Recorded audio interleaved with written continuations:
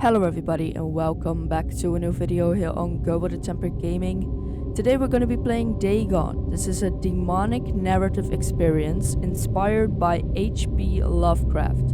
And from what I've seen from the screenshots and trailer, it's gonna be insane. So I hope you guys are excited. I hope you guys will enjoy this video. Please do leave a like and consider subscribing to the channel if you do end up enjoying this video, and let's just get into it. Dagon is a faithful interactive adaptation of H.P. Lovecraft's work, focused on story and atmosphere. You will not find difficult choices, action sequences, or inventory management here, and movement is limited to progressing through locations along the plot. I am writing this under an appreciable mental strain, since by tonight I shall be no more. During the game, you will encounter interactive elements.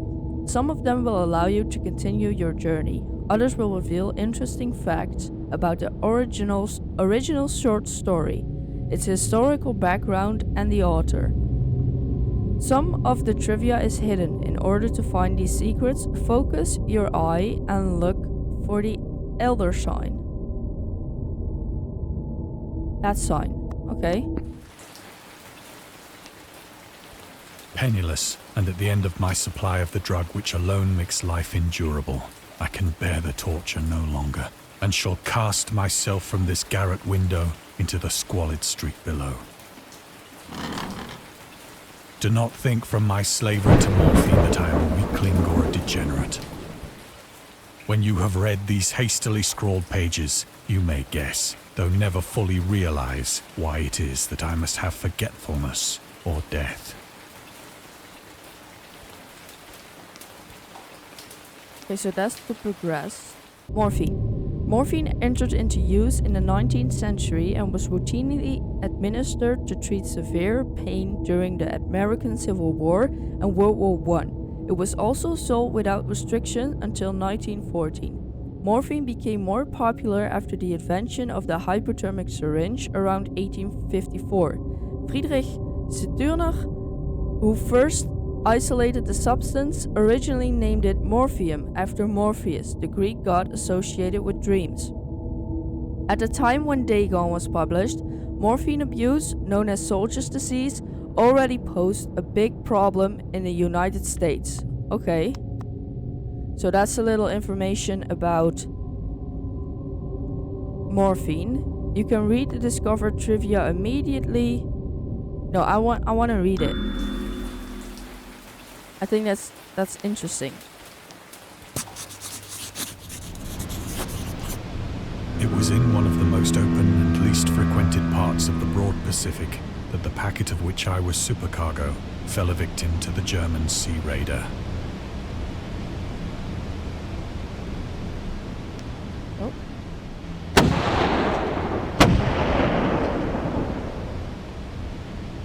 The Great War was then at its very beginning, and the ocean forces of the Hun had not completely sunk to their later degradation, so that our vessel was made a legitimate prize, whilst we of her crew were treated with all the fairness and consideration due us as naval prisoners.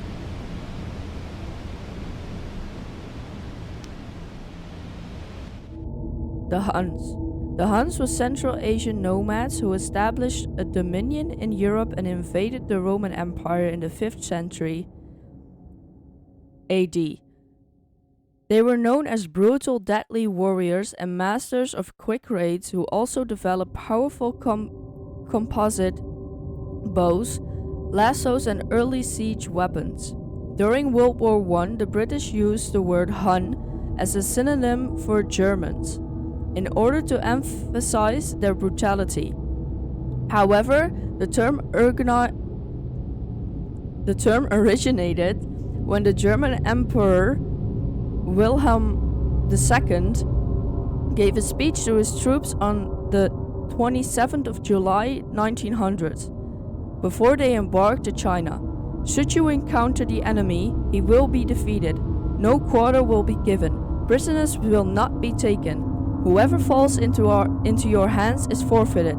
Just as 1,000 years ago, the Huns under their king Attila made a name for themselves. One that they today make themselves seem mighty in history and legend. May the name German be affirmed by you in such a way in China that no Chinese will ever again dare to look cross-eyed at a German. The refusal to take prisoners was a clear breach of the law and customs of war adopted during the First Hague Convention of 1899. Okay.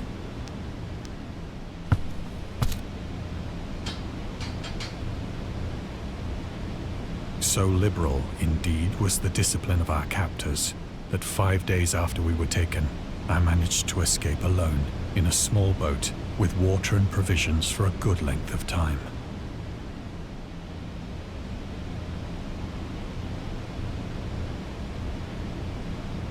Oh, right here.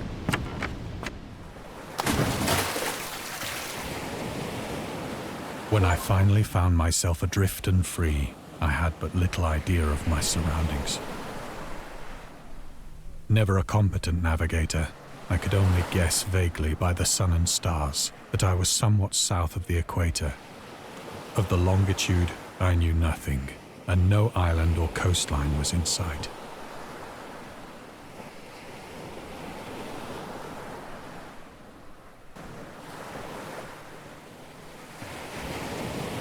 Wait, what do I...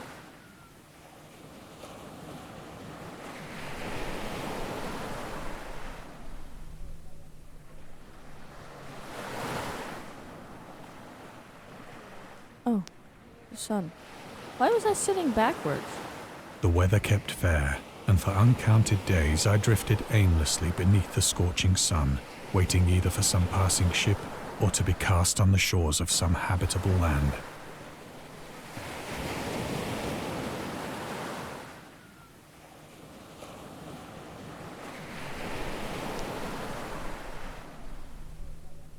But neither ship nor land appeared, and I began to despair in my solitude upon the heaving vastness of unbroken blue. Damn. The change happened whilst I slept.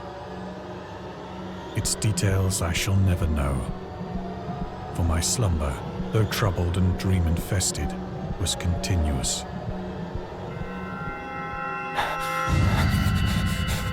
Damn.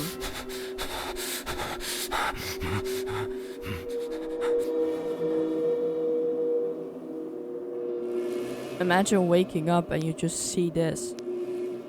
When at last I awoke, it was to discover myself half sucked into a slimy expanse of hellish black mire, which extended about me in monotonous undulations as far as I could see, and in which my boat lay grounded some distance away.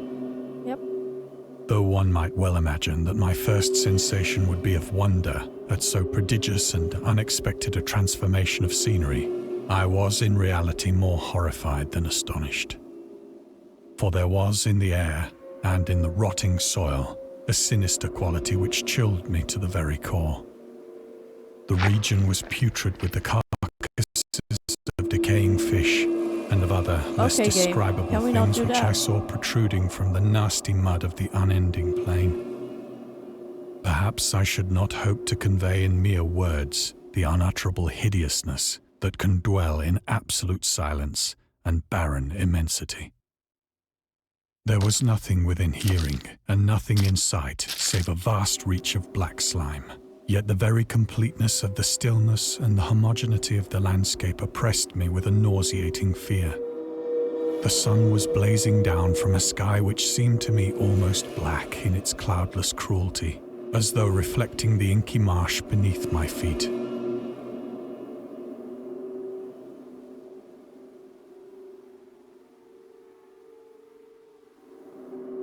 Damn.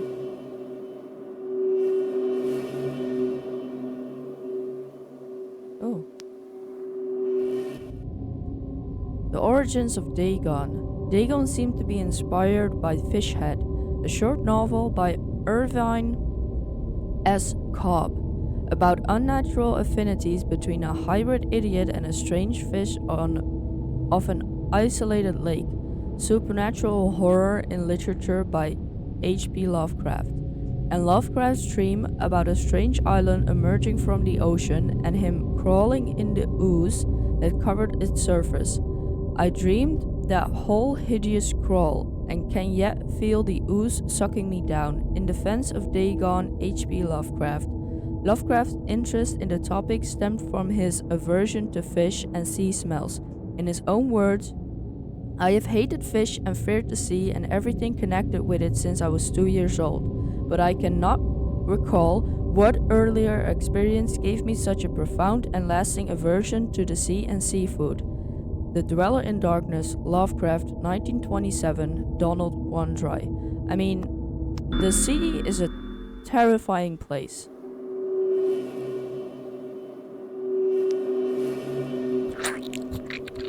Oh, that sound.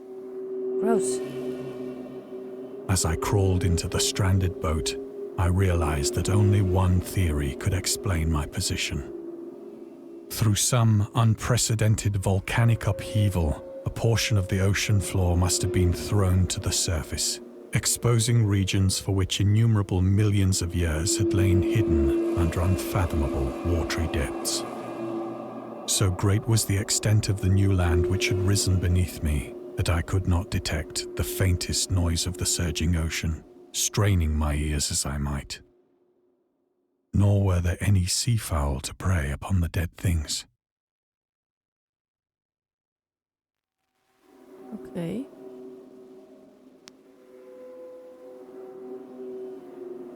For several hours I sat thinking or brooding in the boat, which lay upon its side and afforded a slight shade as the sun moved across the heavens. As the day progressed, the ground lost some of its stickiness and seemed likely to dry sufficiently for traveling purposes in a short time. That night I slept but little, and the next day I made for myself a pack containing food and water, preparatory to an overland journey in search of the vanished sea and possible rescue.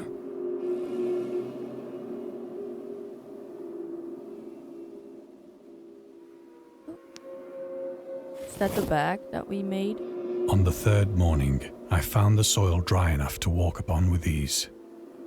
The odor of the fish was maddening, but I was too much concerned with graver things to mind so slight an evil, and set out boldly for an unknown goal.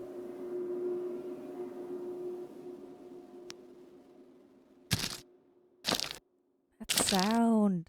Gross.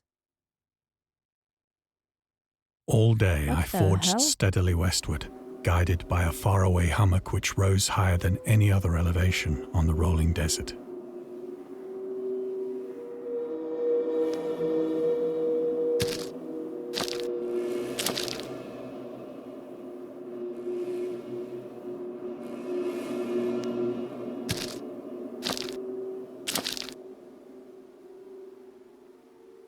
That night I encamped, and on the following day still travelled toward the hummock, though that object seemed scarcely nearer than when I had first espied it.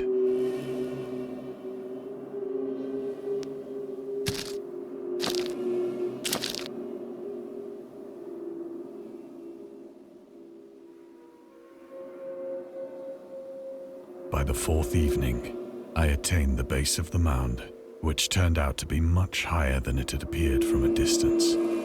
Yeah, that's An pretty high. intervening valley setting it out in sharper relief from the general surface. Too weary to ascend, I slept in the shadow of the hill. I know not why my dreams were so wild that night, but ere the waning and fantastically gibbous moon had risen far above the eastern plain, I was awake in a cold perspiration, determined to sleep no more. Such visions as I had experienced were too much for me to endure again. And in the glow of the moon I saw how unwise I had been to travel by day. Without the glare of the parching sun, my journey would have cost me less energy. That is true. Indeed, I now felt quite able to perform the ascent which had deterred me at sunset. Picking up my pack, I started for the crest of the eminence.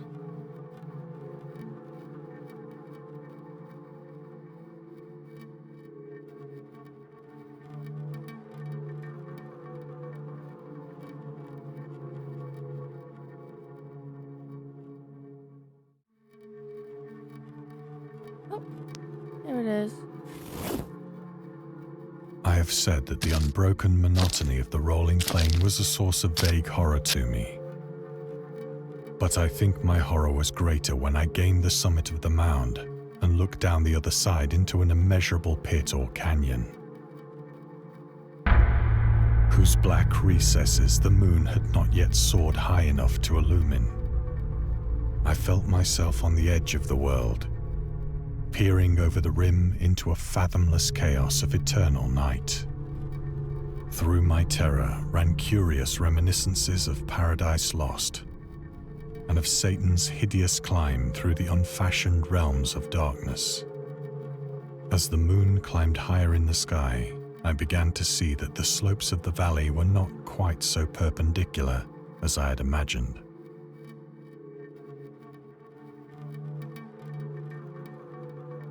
That looks beautiful. Okay.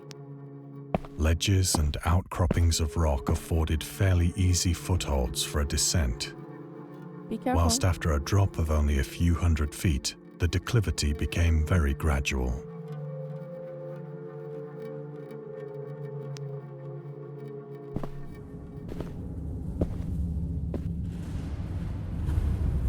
Urged on by an impulse which I cannot definitely analyze, I scrambled with difficulty down the rocks and stood on the gentler slope beneath, gazing into the Stygian deeps where no light had yet penetrated. All at once, my attention was captured by a vast and singular object on the opposite slope, which rose steeply about 100 yards ahead of me. An object that gleamed whitely in the newly bestowed rays of the ascending moon.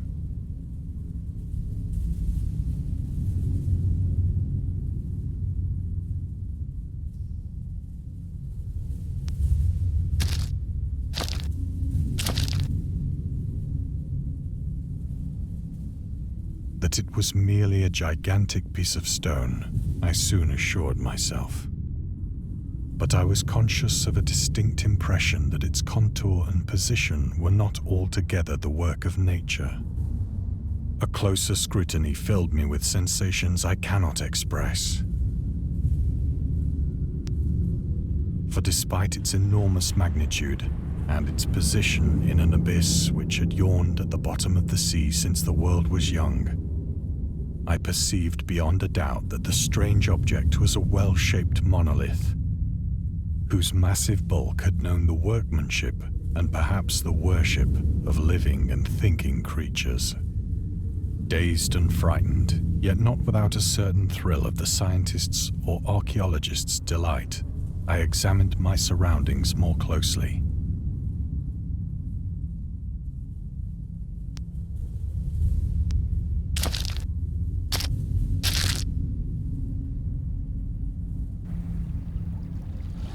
The moon, now near the zenith, shone weirdly and vividly above the towering steeps that hemmed in the chasm, and revealed the fact that a far-flung body of water flowed at the bottom, winding out of sight in both directions and almost lapping my feet as I stood on the slope.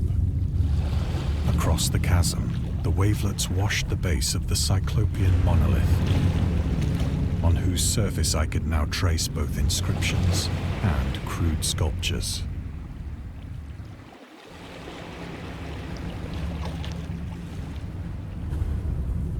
The writing was in a system of hieroglyphics unknown to me and unlike anything I'd ever seen in books, consisting for the most part of conventionalized aquatic symbols such as fishes, eels, octopi, crustaceans, mollusks, whales, and the like.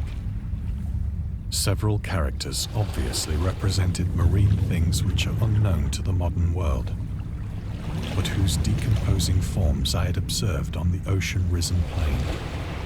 It was the pictorial carving, however, that did most to hold me spellbound.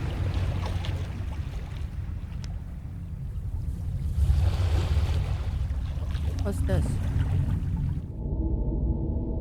Storytelling methods.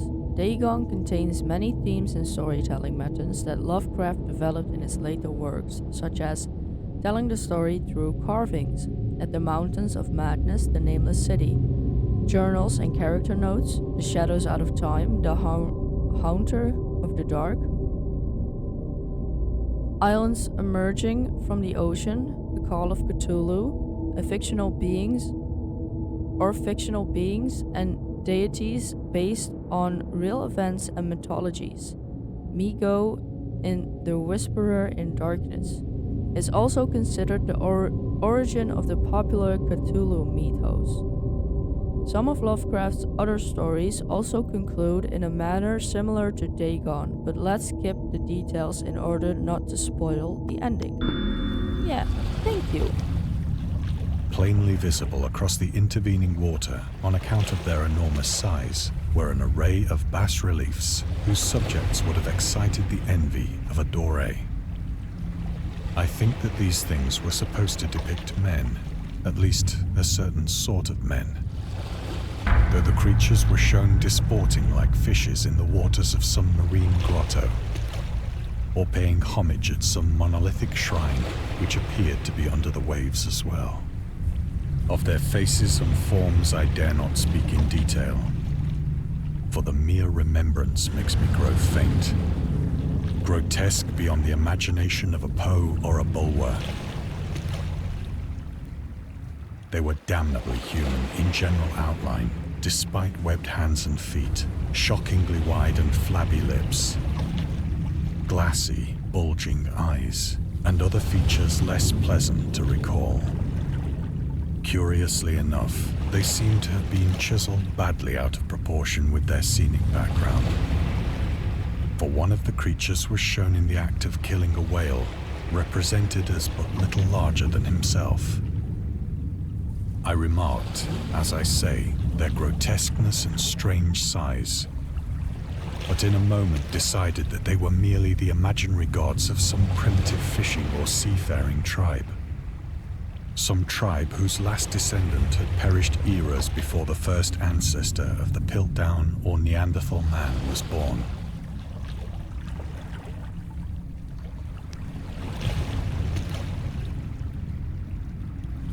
Awestruck at this unexpected glimpse into a past beyond the conception of the most daring anthropologist, I stood musing whilst the moon cast queer reflections on the silent channel before me. Then, suddenly, I saw it. What? With only a slight churning to mark its rise to the surface, the thing slid into view above the dark waters.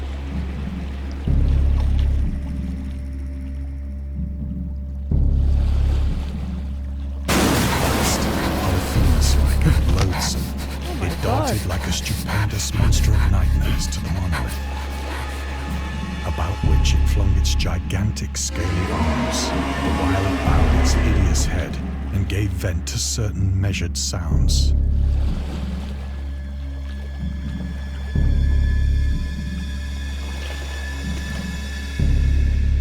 I think I went mad then. Of my frantic ascent of the slope and cliff, and of my delirious journey back to the stranded boat, I remember little.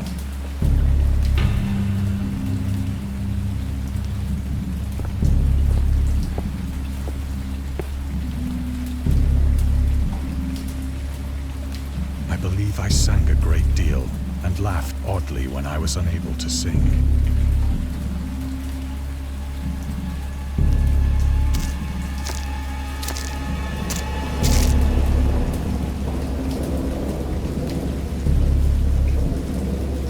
Indistinct recollections of a great storm sometime after I reached the boat. At any rate, I remembered I heard pearls of thunder and other tones which nature utters only in her wildest moods.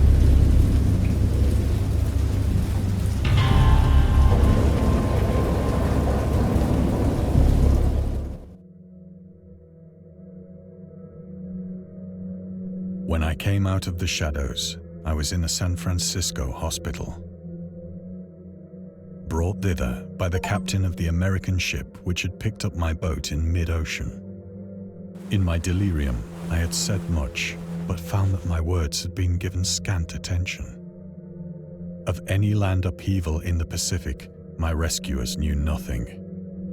Nor did I deem it necessary to insist upon a thing which I knew they could not believe.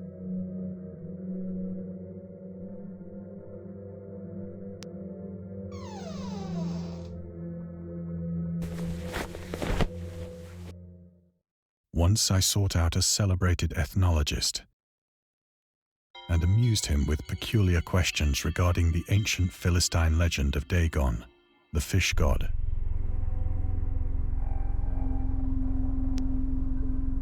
Dagon. Dagon was the main deity of the Philistines, worshipped throughout the Middle East as the ancient god of fertility and crops. In Hebrew, the word Dagon was a common noun for grain. The ruler of the Akkad, Mesopotamia, chose him as a patron saint of their war conquest. He also appeared as the judge of the dead in the Assyrian poem and an underworld prison warders in one of the Babylonian texts. He is often mistakenly taken for a fish god due to the wrong interpretation of his name, as in Hebrew the word dag means fish. In H.P. Lovecraft's work, Dagon is an underwater deity ruling over the deep ones, a humanoid race with fish traits that resides in the oceans. He is worshipped by a secret cult called the Esoteric Order of Dagon.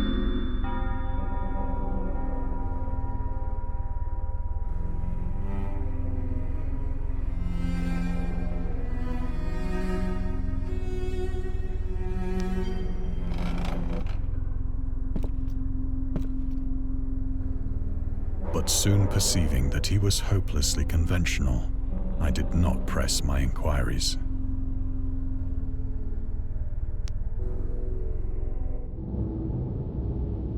August Derleth and the Cthulhu mythos. August Derleth was an American writer and anthologist. He also befriended Lovecraft and published many of his work throughout his company, Arkham House. Although he greatly contributed to the popularization of the author's work after his death, he's surrounded by numerous controversies. One of his most questionable decisions involved introducing the good versus evil doctrine. Derleth was a devout Catholic. The Cthulhu mythos, which contrasted with Lovecraft's view of the world and his approach to cosmic horror. As a result, the author's work are often misunderstood and misrepresented in today's culture. It is also worth noting that Lovecraft was never really interested in creating a mythology, and the term Cthulhu mythos was coined by Derleth after the author left the mortal plane.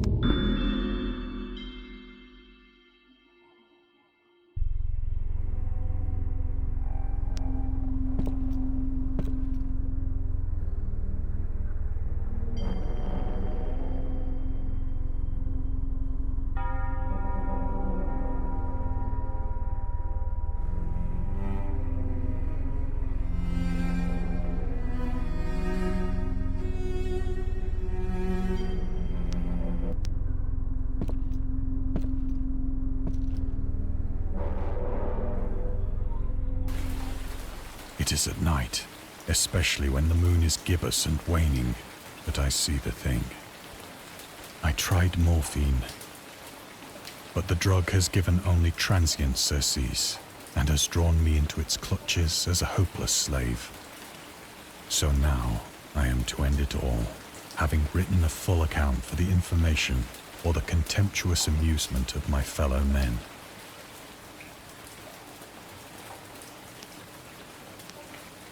Lovecraft on tobacco and alcohol. Lovecraft hated tobacco, even though he used to smoke when he was 12 in order to look and feel like an adult. In his correspondence with friend Reinhard Kleiner, He claims he quit as soon as he started wearing long pants.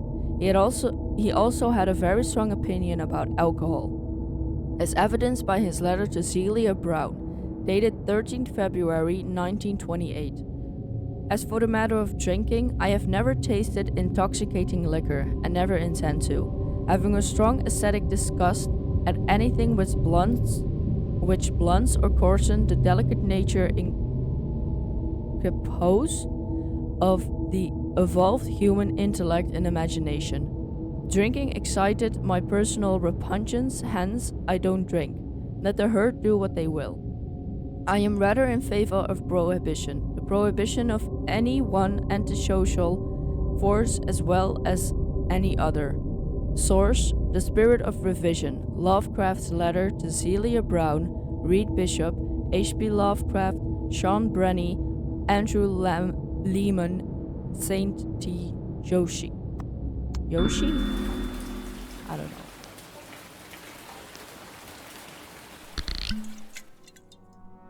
Often, I ask myself if it could not all have been a pure phantasm, a mere freak of fever as I lay sun-stricken and raving in the open boat after my escape from the German man-of-war. This I ask myself, but ever does there come before me a hideously vivid vision in reply.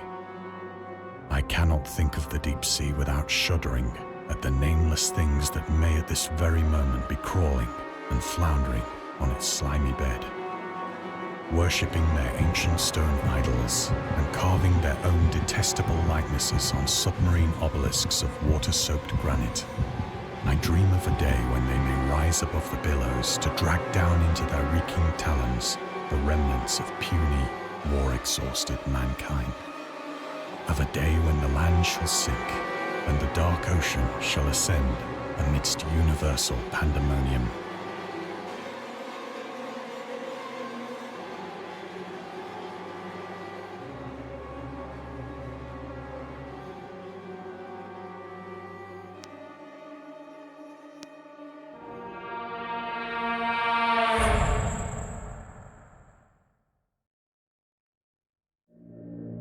The end is near. I hear a noise at the door, as of some immense slippery body lumbering against it.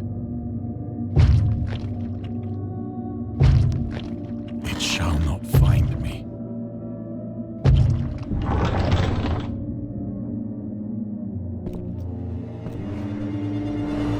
God, that hand!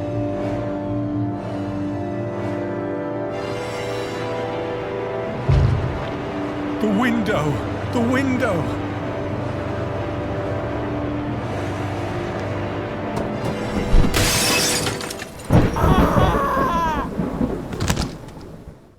I didn't really know what to expect when I went into this game because I'm not that familiar with the work of H.P. Lovecraft, but I still really enjoyed it.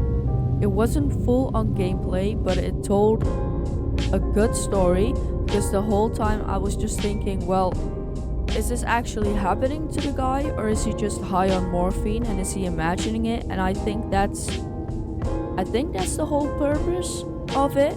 Like, is he experiencing this? Is this really happening, or is it just his imagination?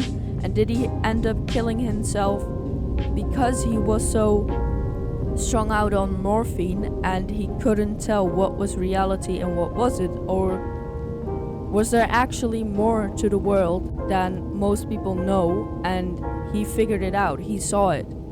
Now, I do know that there are some DLCs, and I think that I might be playing them, especially if you guys enjoyed the video and if you want to see more of these kinds of games.